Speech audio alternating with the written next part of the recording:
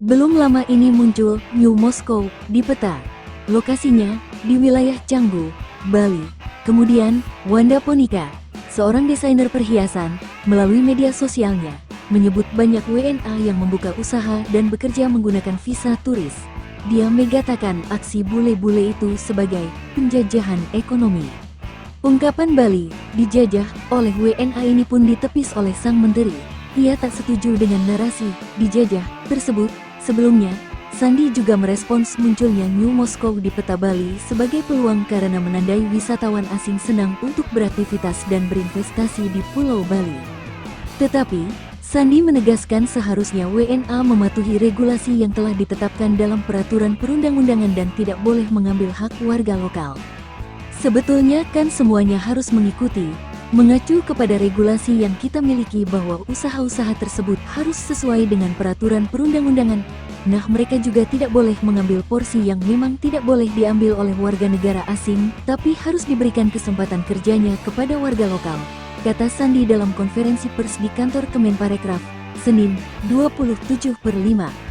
Untuk memberikan kondisi nyaman bagi warga lokal di Bali dalam menyambung perekonomian mereka, perlu adanya langkah pasti untuk mempertegas aturan usaha bagi WNA. Tindak lanjut dan penanganan yang tepat jadi kunci untuk kejadian seperti ini. Jadi kuncinya adalah penegakan aturan dan enforcement atau menindaklanjuti temuan jika seandainya ada penyimpangan. Jadi saya tidak sepakat sama sekali, narasi dijajah, dia menegaskan. Langkah konkretnya adalah penegakan hukum secara tegas untuk para pelanggar hukum. Tidak ada toleransi apalagi yang berkaitan dengan kesempatan kerja, berkaitan dengan penyalahgunaan izin tinggal, dan lain sebagainya, dia menambahkan.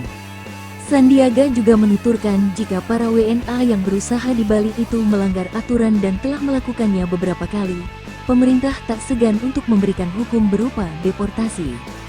Jika dia melanggar dan sudah ada beberapa kali pelanggaran, pihak imigrasi sudah berkoordinasi dengan kita, maka kita tidak akan ragu-ragu untuk mendeportasi, ujar Sandiaga.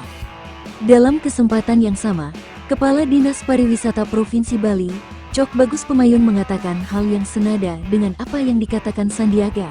Ia menyebut warga Bali sangat menjaga tanahnya itu sehingga tak ada istilah penjajahan di Bali.